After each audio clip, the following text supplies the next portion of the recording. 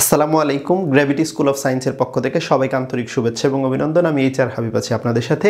আজকের এই ভিডিওটিতে পদার্থবিজ্ঞান প্রথম পত্রের 10ম অধ্যায় অর্থাৎ আদর্শ গ্যাস এবং গ্যাসের গতিতত্ত্ব এই অধ্যায়ের একটি গুরুত্বপূর্ণ শর্টকাট নিয়ে আলোচনা করব, যা HSC এবং অ্যাডমিশন উভয় পরীক্ষাতে আসে। দেখো, আজকের যে প্রশ্নটির শর্টকাট আলোচনা করব সেই প্রশ্নটা কি? কোনো হ্রদের তলদেশ থেকে পানি উপরিতলে আসার সময় বাতাসের বুদবুদ আয়তনে দ্বিগুণ হয়। বায়ুমণ্ডলের চাপ 10⁵ প্যাসকেল হলে হ্রদের গভীরতা কত? এই প্রশ্নটা থেকে সৃজনশীল প্রশ্নেও আসে। এই কনসেপ্টটা থেকে সৃজনশীলেও কিন্তু প্রশ্ন আসে। সৃজনশীলে যখন আমরা করব, কিভাবে করব একটু আলোচনা করে দিতে চাই। দেখো, আমরা বয়েলের যে সূত্রটা জানি P1, আমরা যে বয়েলের সূত্রটা জানি সেটা কি জানি? সেটা হচ্ছে P1 B1 সমান হচ্ছে P2 B2, এই সূত্রটা কিন্তু জানি। এবং দেখো, তরলের অভ্যন্তরে কোনো বিন্দুতে চাপ যদি একটা যদি বস্তু পানির নিচে যখন থাকবে, স্পেশালি এখানে বায়ু বুদবুদের কথা বলছে, বায়ু বুদবুদটা যখন পানির নিচে থাকবে তখন তার উপর চাপটা থাকবে কি? তার উপরে পানি আছে, সে পানির চাপ, এবং পানির উপরে বায়ু আছে, বায়ুর চাপ।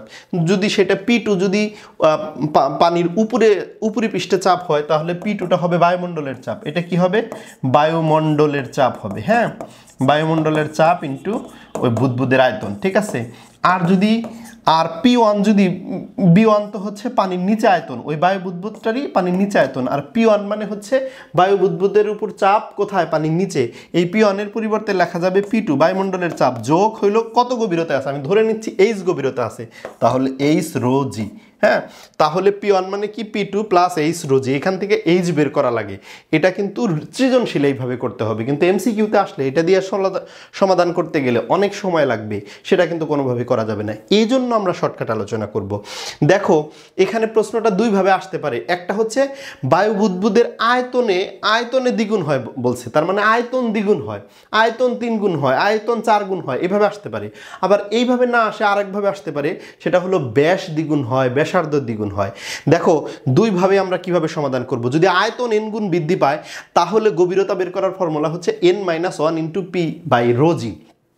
পরিচয়গুলো শর্টকাটে বলে দিতে চাই। n হচ্ছে আয়তন কয় গুণ বাড়লো, n হচ্ছে আয়তন কয় গুণ বাড়লো, আর P হচ্ছে চাপ, কোথার চাপ? বায়ুমণ্ডলের চাপ। আর রো হচ্ছে পানির ঘনত্ব, জি হচ্ছে অভিকর্ষ ত্বরণ। আমরা এই শর্টকাট ব্যবহার করে করতে পারি যদি আয়তন দ্বিগুণ, 3 গুণ, 4 গুণ এই ধরনের প্রশ্ন আসে। এখন যদি আয়তন দ্বিগুণ, 3 গুণ, 4 গুণ না এসে যদি ব্যাসার্ধ দ্বিগুণ হয়, ব্যাসার্ধ 3 গুণ হয়, বা ব্যাস দ্বিগুণ হয়, ব্যাস 3 গুণ হয়, এই টাইপের প্রশ্ন করে, তাহলে আমরা করব কিভাবে? তাহলে করব এই টেকনিকের সাহায্যে। অর্থাৎ ব্যাস বা ব্যাসার্ধ n গুণ বৃদ্ধি পেলে গভীরতা নির্ণয়ের ফর্মুলা কি হবে? n³ - 1/1 × P বাই রো জি। এখানেও কিন্তু পরিচয় সে আগের কুলাই। রো কিন্তু ঘনত্ব, পানির ঘনত্ব, জি অভিকর্ষ ত্বরণ, P হচ্ছে বায়ুমণ্ডলের চাপ, n হচ্ছে কয় গুণ ব্যাসার্ধ বৃদ্ধি পাইছে বা হ্রাস পাইছে, অথবা কয় গুণ ব্যাস বৃদ্ধি পাইছে বা হ্রাস পাইছে, স্পেশালি বৃদ্ধি পায় সেই মানটাই আর কি ব্যাপারটা। আশা করি বিষয়টা বুঝতে পেরেছ। এখন দেখো, এই প্রশ্নটা যদি সলভ করি, এটা তো আয়তন কয় গুণ হয়েছে? দ্বিগুণ হয়েছে। তাহলে এই প্রশ্নটা সলভ করার জন্য আমরা কোন টেকনিকটা অবলম্বন করব? অবশ্যই ফার্স্ট যে টেকনিকটা সেটা অবলম্বন করব। এটার মাধ্যমে যদি করি, তাহলে n এর মান কত হয়? n এর মান কিন্তু দ্বিগুণের কথা বলছে, 2 - 1 হবে। এখানে P হলো বায়ুমণ্ডলের চাপ, যেটা 10⁵ দেওয়া আছে, রো হচ্ছে পানির ঘনত্ব 10⁵, জি হচ্ছে 9.8, অর্থাৎ এই অংশটা ক্যালকুলেশন করলে আসবে 10.2 মিটার। কত আসবে? 10.2 মিটার আসবে। আশা করি তোমরা বুঝতে পেরেছো। দেখো, এই প্রশ্নটির আমরা রাইট আনসার দেখে নিচ্ছি। রাইট আনসার কিন্তু 10.2 মিটার। তো এরকম বিভিন্ন সাবজেক্টের গুরুত্বপূর্ণ শর্টকাট, MCQ, CQ এবং ধারাবাহিক লেকচার পেতে গ্র্যাভিটি স্কুল অফ সায়েন্সের ইউটিউব চ্যানেল এবং ফেসবুক পেজে সাবস্ক্রিপশন এবং ফলো করে চোখ রাখো। আসসালামু আলাইকুম।